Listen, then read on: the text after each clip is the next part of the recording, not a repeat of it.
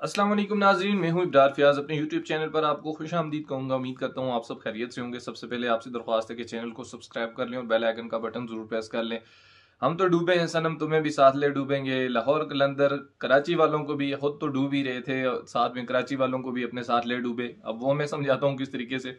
इधर से क्वेटा की जीत हुई, वहां से कराची किंग्स बाहर होगी। इधर इस्लामाबाद यूनाइटेड की जीत हुई, वहां से कराची किंग्स बाहर होगी। अब आज का दिन इंतहाई टफ किस्म का मुकाबले देखने को मिले। आज के दिन में पीएसएल के दो मुकाबले देखे गए। सबसे पहले तो मुल्तान सुल्तान और इस्लामाबाद यूनाइटेड का जो मैच हुआ है, इस्लामाबाद यूनाइटेड के लिए तो टोटल दो ही कंडीशन थी, डू एंड डाई वाली।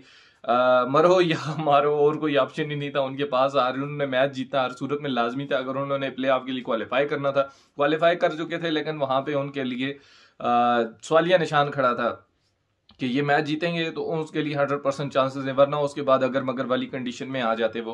लेकिन उन्होंने वहां से वो मैच जीता, लास्ट बॉल पे जाकर मैच फिनिश हुआ।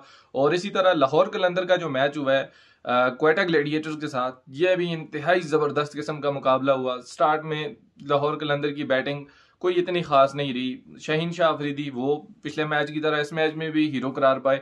इस मैच में भी उन्होंने इंतहाई जबरदस्त किस्म की लास्ट टाइम पे आकर बैटिंग की। 50 रन उन्होंने बनाए 30 बालों पर, और जबरदस्त किस्म के अब्दुल्ला शफीक ने दूसरी 50 बनाई अपनी इस पीएसएल के दूसरे मैचेस में। पीछे तो वो नहीं खेल रहे थे, लेकिन लगातार दो मैचेस उनको मौका मिला तो उन्होंने 50 बनाई है और जबरदस्त किस्म की बैटिंग की। लेकिन इसी पिच के ऊपर दिन के टाइम अगर देखा जाए तो 230 रन बना लिए थे मुल्तान सुल्तान ने, लेकिन वहां इस्लामाबाद यूनाइटेड ने चेज किए थे 230 रन। लेकिन यहाँ पर 166 रन पर पूरी टीम सिमट रही है आपकी। तो आप अपने हिसाब लगा लें कि आप किस तरीके से क्रिकेट खेल रहे थे। आप कम से कम 200 रन पर आपको लेकर जाना चाहिए था। आपके पास अच्छी बल्ली बैटिंग थी, आपके पास पीछे खिलाड़ी मौजूद थे, लेकिन आपने स्लो किस्म की इनिंग्स खेली, जिसकी वजह से आपको नुकसान उठाना पड़ा। और सिर्फ इस पीएसएल में लाहौर कलंदर वाहिद ऐसी टीम है जो सिर्फ एक मैच जीती है। ये हाल पिछले साल कराची का था और इस बार कराची के थोड़े हालात बेहतर हैं, लेकिन उसके साथ साथ जो लाहौर कलंदर है उसका बहुत ही बुरे हालात इस पीएसएल में देखने को मिले कि एक मैच भी जीतना उनके लिए मुश्किल था। वो मुश्किल पता नहीं किस तरीके से जीत गया, और एक पॉइंट्स उनको मिला था जब पेशावर ज़ल्मी के साथ उनका मैच नहीं हुआ था, वो पॉइंट्स उनको मिला था। बाकी ओवरऑल वो उनकी जिस तरह की परफॉर्मेंस रही है वो तो अल्लाह ही हाफिज रहा है इस पीएसएल में। जितना उन्होंने अपने फैंस के लिए उन्होंने इस मरतबा उनको खुश किया है, ये तो इससे पहले हमेशा लाहौर कलंदर के जितने भी फैंस हैं उनके साथ हमेशा यही होता है। लेकिन ये पिछले जो दो पीएसएल गुजरे थे उसमें वो थोड़ा बहुत एक्टिव हो गए थे, लेकिन उसके अलावा ये जितने भी पीएसएल के मैच हुए इस मरतबा, जो पीएसएल 2024 पीएसएल 9 जो हुआ है, इसमें पीएसएल में बेड़ा ही गर्क करके रख दिया लाहौर कलंदर ने अपना। और एक मैच सिर्फ जीत कर यहाँ ऐसे प्ले ऑफ्स के उस राउंड में भी दाखिल ना हो सके और यहीं से बाहर हो गए। अब जो मैच की अगर सिचुएशन की बात की जाए तो जिस तरीके से आज का मैच हुआ है वो बहुत ज्यादा टफ मुकाबला हुआ है। सेकंड टाइम पे जिस तरह की बैटिंग आ गई थी क्वेटा ग्लेडिएटर्स की, क्वेटा ने स्टार्ट अच्छा लिया। साउथ शकील जबरदस्त किस्म की इस पीएसएल में वो भी एक नए स्टार के तौर पर उभर कर आए T20 में। टेस्ट में तो और वनडे में वो इंतहाई जबरदस्त उनकी परफॉर्मेंस है, इसमें कोई शक नहीं है।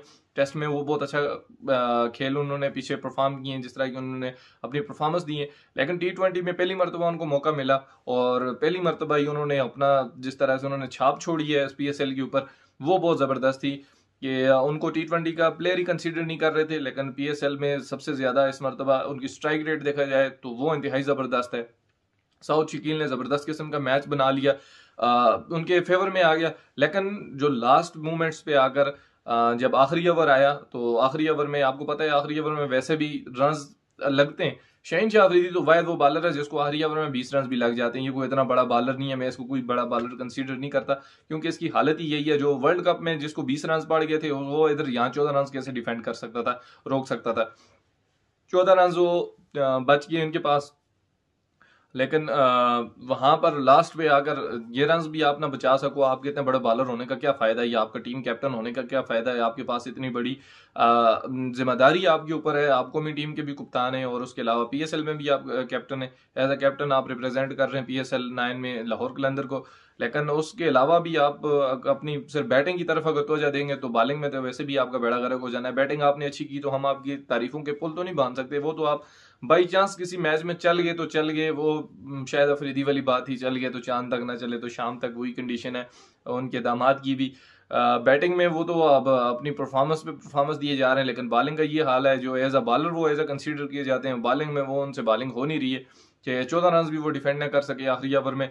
और लास्ट बॉल पर आकर मैच वसीम जूनियर ने लास्ट बॉल एक बॉल 3 रन देते थे, एक बॉल 3 रन पे उन्होंने लास्ट बॉल पे छक्का मार के मैच अपने फेवर में कर लिया और खुद प्ले ऑफ के लिए क्वालिफाई करके यहाँ से कराची और लाहौर का पत्ता काट दिया कि इस PSL से ये बाहर हो चुके हैं।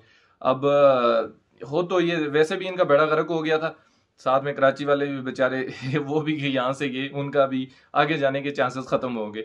अब आगे जो मैचेस होने हैं वो तो बकाया आगे प्ले ऑफ के मैचेस होने, लेकिन कराची और लाहौर भी वाहिद टीमें ये दोनों अब इस PSL से बाहर हो चुकी हैं।